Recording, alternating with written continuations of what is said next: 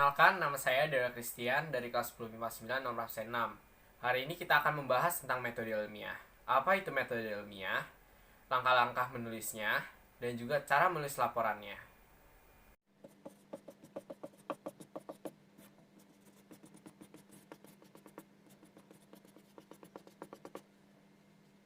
Ilmu kimia menjawab banyak permasalahan berlandaskan eksperimen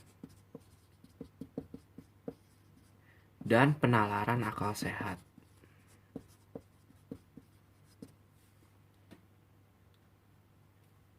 Eksperimen yang dilakukan harus bersifat logis dan juga sistematis.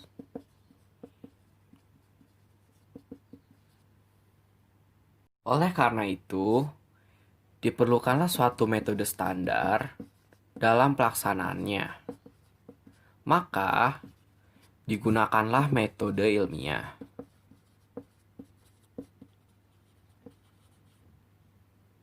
Apa itu metode ilmiah?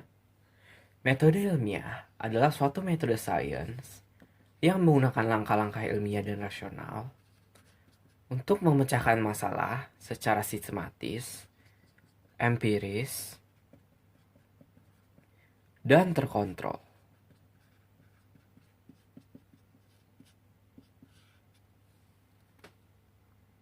Metode ilmiah merupakan suatu proses berpikir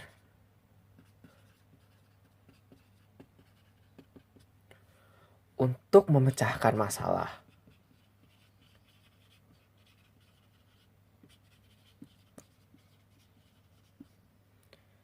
Proses berpikir ilmiah dalam metode ilmiah tidak berangkat dari sebuah asumsi atau simpulan, bukan pula berdasarkan data atau fakta khusus.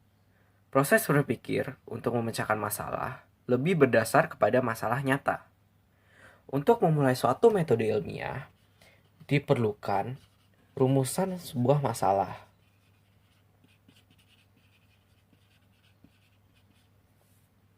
Rumusan permasalahan ini akan menuntun proses selanjutnya. Proses berpikir di dalam metode ilmiah dilakukan secara sistematis.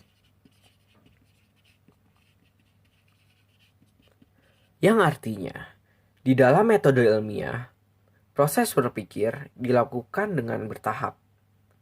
Proses berpikir yang sistematis ini dimulai dengan kesadaran akan adanya masalah, hingga terbentuknya sebuah kesimpulan. Di dalam metode ilmiah, proses berpikir dilakukan sesuai langkah-langkah metode ilmiah secara sistematis dan berurutan. Setiap metode ilmiah harus selalu didasarkan oleh sebuah data empiris.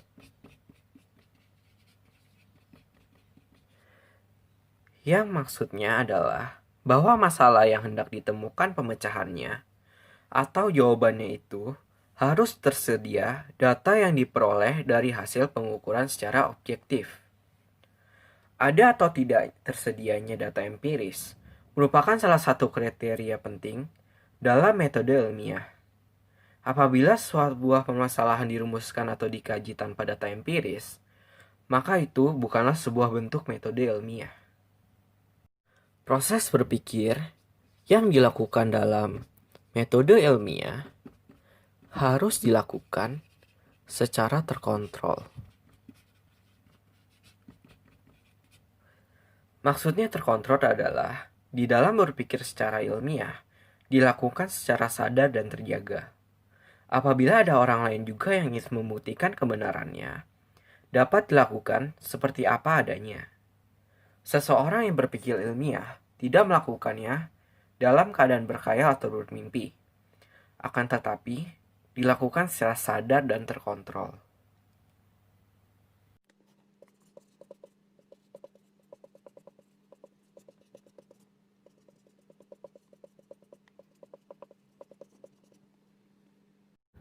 Ada beberapa karakteristik di dalam metode ilmiah. Karakteristik yang pertama adalah bersifat kritis analitis. Artinya, metode ini menunjukkan adanya proses yang tepat untuk mengidentifikasi masalah dan menentukan metode untuk pemecahan masalah. Karakteristik yang kedua adalah bersifat logis. Artinya, dapat memberikan argumentasi ilmiah. Kesimpulan yang dibuat secara rasional berdasarkan bukti-bukti yang tersedia. Karakteristik yang ketiga adalah bersifat objektif. Artinya, dapat dicontoh oleh ilmuwan lain dalam studi yang sama dengan kondisi yang sama. Karakteristik yang keempat adalah bersifat konseptual. Artinya, proses penelitian dijalankan dengan pengembangan konsep dan teori agar hasilnya dapat dipertanggungjawabkan. Karakteristik yang kelima adalah bersifat empiris, yang artinya metode yang dipakai didasarkan oleh fakta yang ada di dalam lapangan.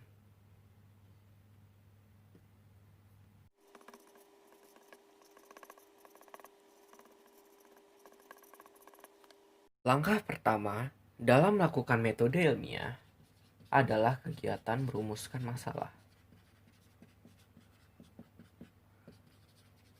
Masalah dirumuskan dalam kalimat tanya agar mempermudahkan kegiatan mengumpulkan data, menganalisa data, dan menyimpulkan data. Langkah kedua dalam melakukan metode ilmiah ialah kegiatan merumuskan hipotesis.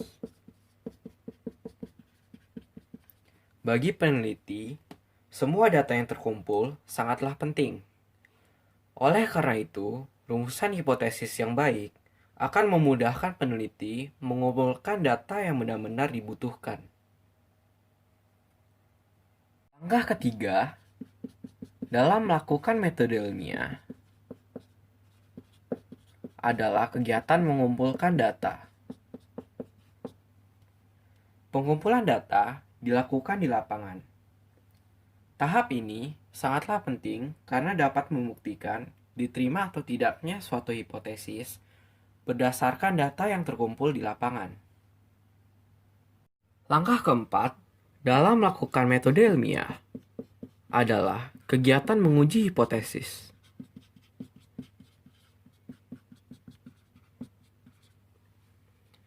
Dalam menguji hipotesis, peneliti tidak membenarkan atau menyalahkan suatu hipotesis, namun menerima atau menolak hipotesis tersebut. Sebelum peneliti menguji hipotesis, peneliti harus menentukan taraf signifikansinya untuk menentukan ambang batas kesalahan suatu pengujian. Langkah kelima dalam metode ilmiah ialah merumuskan kesimpulan.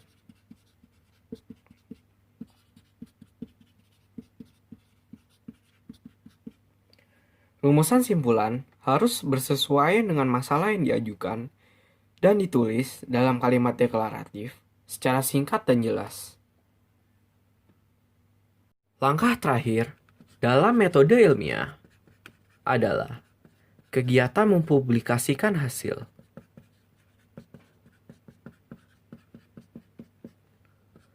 Hasil yang sudah diperoleh akan disosialisasikan agar diketahui oleh peneliti lain, baik secara lisan atau tertulis. Jadi, berikut adalah langkah-langkah metode ilmiah. Yang pertama adalah merumuskan masalah. Yang kedua adalah merumuskan hipotesis atau mengajukan hipotesis. Yang ketiga, mengumpulkan data. Yang keempat, menguji hipotesis. Yang kelima, merumuskan simpulan. Yang keenam, mempublikasikan hasil atau membuat laporan.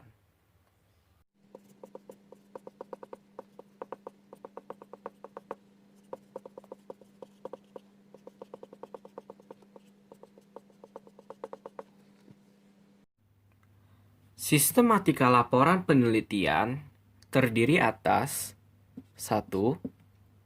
Judul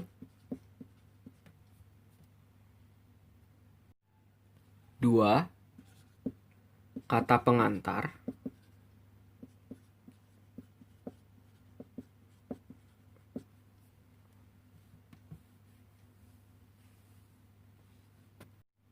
3. Daftar tabel.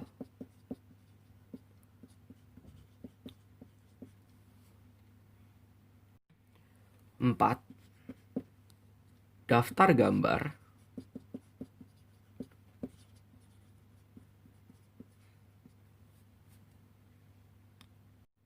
5.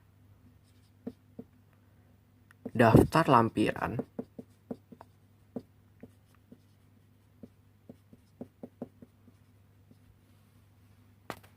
6. Daftar isi.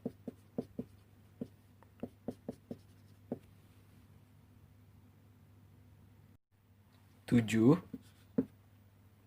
Abstrak.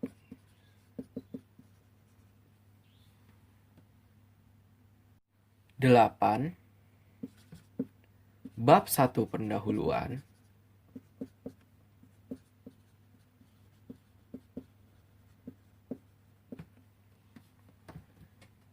Isi dari bab ini ialah A. Latar belakang masalah, B. Rumusan masalah, C. Tujuan penelitian, D. Hipotesis jika ada, E. Kegunaan penelitian, F. Ruang lingkup dan keterbatasan penelitian, G. Definisi istilah atau definisi operasional.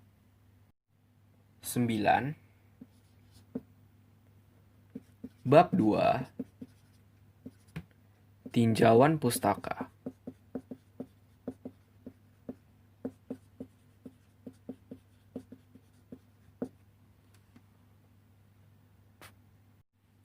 10. Bab 3. Tentang metode penelitian.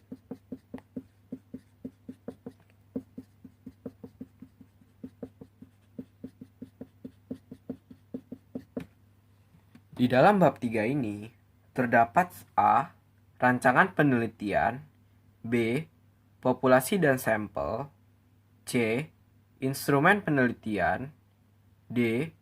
Pengumpulan data, dan E. Teknik analisis data. 11.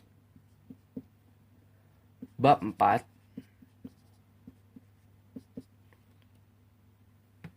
Hasil dan pembahasan.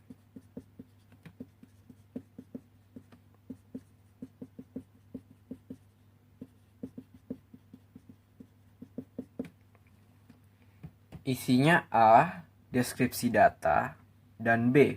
Pengujian hipotesis. 12. Bab 5. Penutup.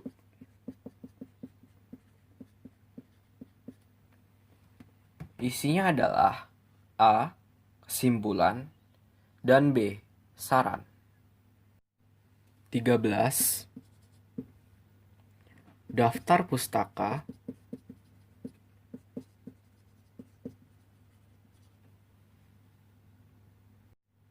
14. Lampiran.